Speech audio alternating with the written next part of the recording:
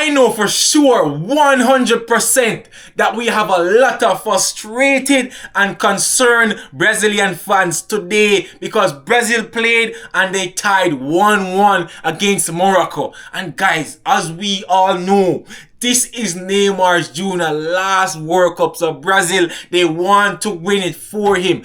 I am not a Brazilian fan. I despise that country so bad because they have so many fake fans, bro.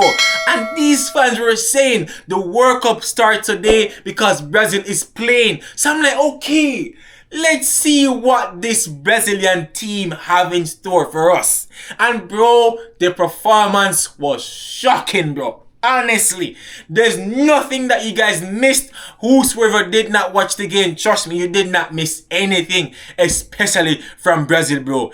I was expecting a lot more from them, a lot more pressing, a lot more determination to show that they want to win this World Cup. But the performance, it was so poor. People are saying that, okay, it's the first game. Bro, Brazil has to set the tone for the tournament. They have to. There's no if nor but. If Brazil do not win this World Cup, this one, I don't know when they are going to win it again. Honestly. So Morocco got the first goal in the 22nd minute. And honestly, the way that Morocco scored that goal, I know for sure a lot of opponent teams is watching and seeing the weakness that Brazil have. And it's two main points, the defense and the midfield. Carlo, you have to fix that right back. I don't know who he is. And that left back, you have to fix that as well.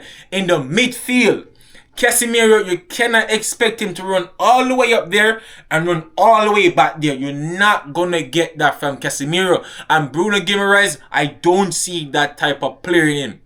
At Newcastle, you have Bruno Guimaraes and Tonali. Bruno plays the ball forward. Tonali does the dirty work. Tonali and Joe Linton.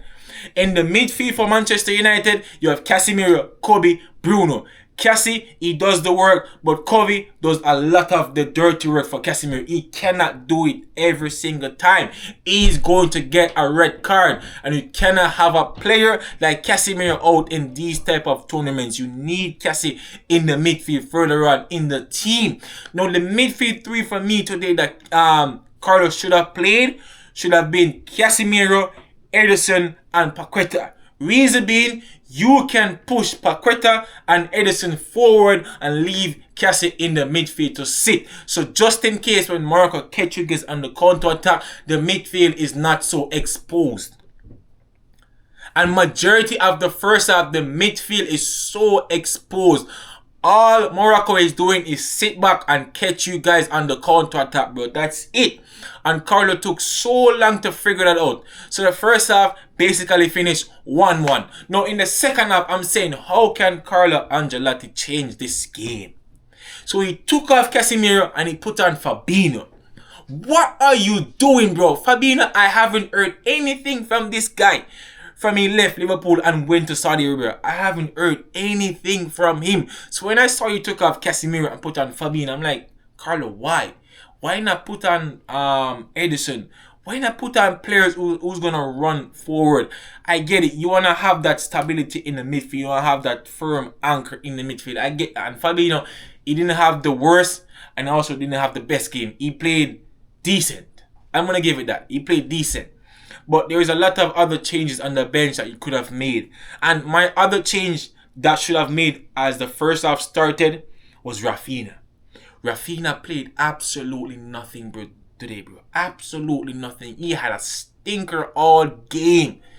And the player that should have came on for Rafinha would have been Hendrick. Reason being for Hendrick is a direct drive player. He is driving directly to the defender. I'm not saying that Rafinha is not that player, but today I didn't see that from him.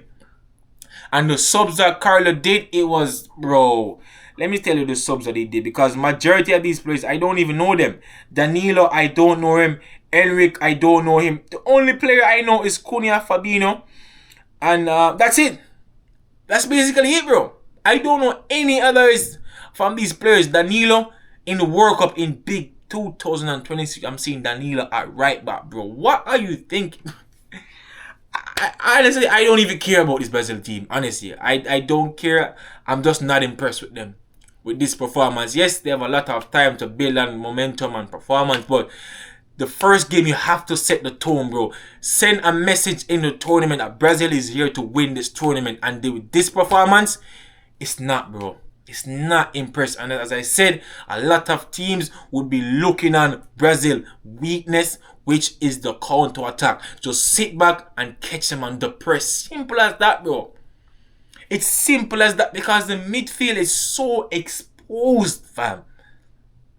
So Morocco did so many good things. They played as a team, they pressed as a team, they defend they did everything as a team. I'm not saying that Brazil didn't do it, but Morocco did it better, bro. Honestly, they did it so better than this Brazil team.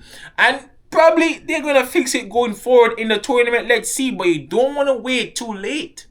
You do not want to wait too late to fix certain things, Carlo. You have to get it done. You have to set the tone. Win your first game. Send a message in the tournament that Brazil is here to win this. That's it. And with this performance, it's just not it, bro. For me. I don't know what you guys think, but for me, this first game for Brazil, it's not it. It's missing a lot of things. Let's see when Neymar comes back in. If he can help them, I don't know. Because Neymar, we all know he's an injury-prone player. Carlo bring him in the team, which is good. And it could also be a bad thing because Neymar is so injury-prone, fam. Trust me. He's so injury-prone. Carlo gave him a last chance to help this team to win the World Cup. And I just don't see Neymar giving the team a push because he gets injured so bad. Neymar could get the slightest of touch, bro. The slightest, even a pinch on his knee, and Neymar is out for 2 weeks. So when I saw Carlo add him to the squad, yes, Brazil fans, they're excited and this and that. But, bro, he's injured for the first game.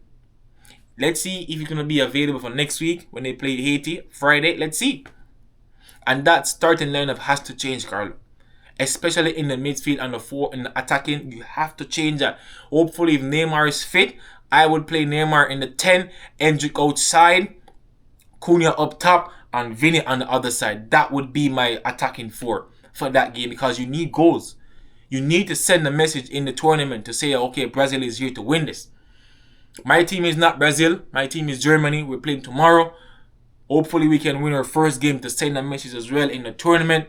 But for me, this World Cup is going to be a very good one. We're going to see a lot of young players coming up in the tournament. Morocco had a very brilliant midfielder today playing in the number 6 role of defense.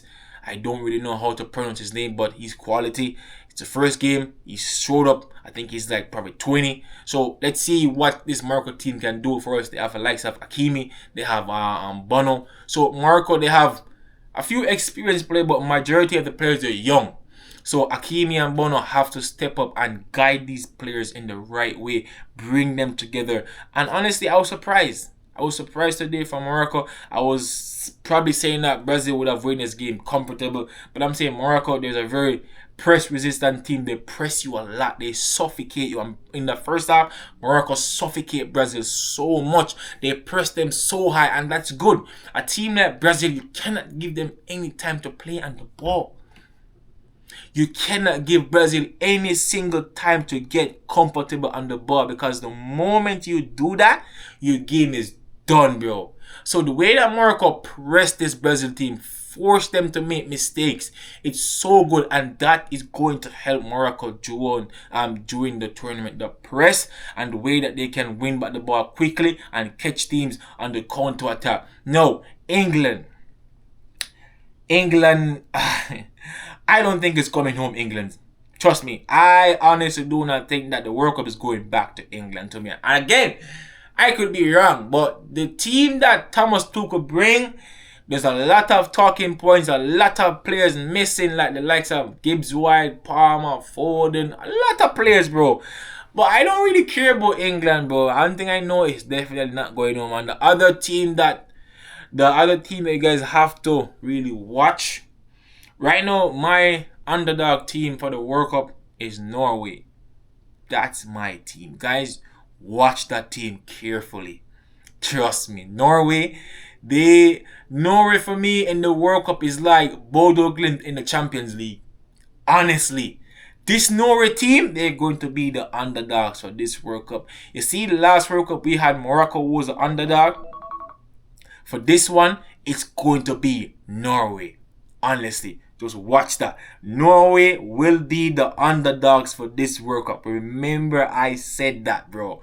Just remember I said it. Peace. Love you guys.